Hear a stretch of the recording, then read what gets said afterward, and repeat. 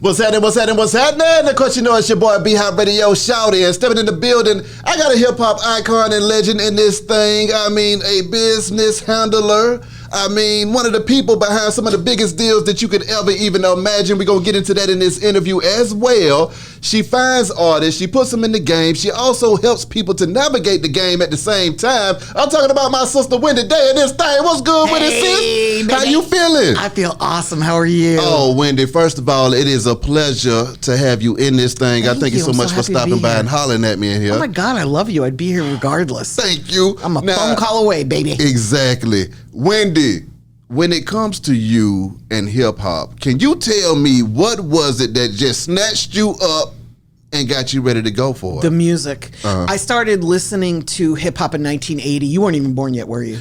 83. Okay. Yeah, I was on the way. You were on the way? Yeah. You were a gleam in somebody's eye. Okay. So in 1980, I went to a concert at University of Pennsylvania in Philadelphia. And Grandmaster Flash was the opening act. And when they took the stage, I was just like, huh? Yeah. And I fell in love, the energy and the passion. And that led me to start going to the record store in Philly, because it was, records back then. Yeah. It started me going to the record store to find out, what is this music? Like, who are these guys? That's and I made friends at the record store, and the guy who worked there was getting cassette tapes. That's how long ago it was, right? I know. Cassette tapes mailed through the dinosaur system, mailed to Philadelphia. And then the guy would bootleg them. He would copy them and sell them out of the record store. So I was getting live tapes from New York City of like Busy Bee battling and all these different Cold Crush, all these different incredible groups. And I just fell in love with the music. And I was in corporate America back then. Around 87, so fast forward to 1987, I went to New York for a weekend with one of my girlfriends, and we heard a radio show, the Mr. Magic and Marley Marl radio show. And I fell so in love with that radio show on a Friday and a Saturday night that I decided I had to live in New York.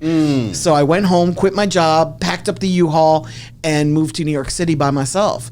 And I regret nothing. Like, it was awesome. I got to be in Manhattan, going to the clubs and being part of the music, not working in music, but it became part of my life. And I embraced hip hop. I loved the b-boying. I loved the graffiti. Yeah. I loved everything about it. And I became part of the culture.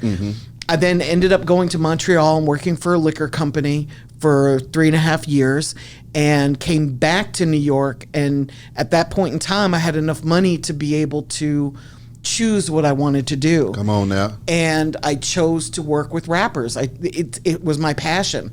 So I started a not-for-profit organization called Rap Coalition and started pulling artists out of bad deals. And it was it was like my way of giving back to artists for the years of happiness that I got from the music. I feel you. And that was in 92. And here we are, 29 years later, and I'm still doing the same shit. Who were the first artists that you had to Tempo off of Def Jam. I love that you asked that. Nobody asks me that. Exactly. Nobody asks me that. Dizazz Tempo, they were signed to Def Jam.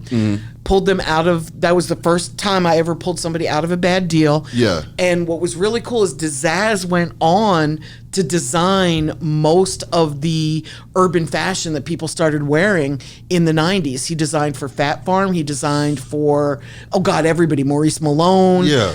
Everybody. He became that guy. Yeah. Aniche, he designed so much. Sean John. I wore all that stuff. I know what you're talking about, Wendy.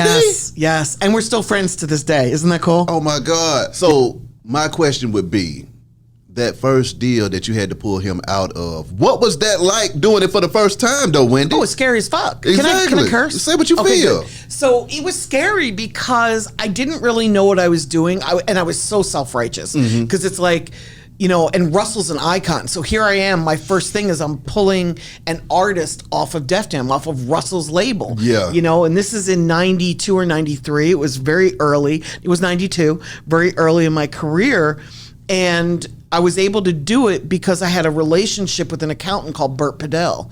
And Bert was the one that acted as the go-between to actually get the contract and get Russell to agree to let them go. And then once I did one, it was like, oh, I got this. Exactly. And then it became easy. And the hardest part has always been finding the artists, because everybody thinks they're getting fucked, right? Yeah. But there are some artists where they really are being taken advantage of. Yeah. And then there's other artists where they just decide they don't want to be at the label anymore. So the hard part was figuring out of everybody that said they needed help who really needs help. Yeah. And then from there, I started, because just pulling somebody out of a bad deal isn't enough. I started learning how, from all the bad deals that I was seeing, I started learning what a good deal was and how to get somebody into a good deal. And the first artist that I ever got to help get into a good deal was Master P. And that was a really nice first deal. What is a good deal? A good deal is where everybody's making money, everybody's happy, the goals are clearly stated, and everybody's achieving their goals, whether it's the label or the artist. Okay. That would be a good deal.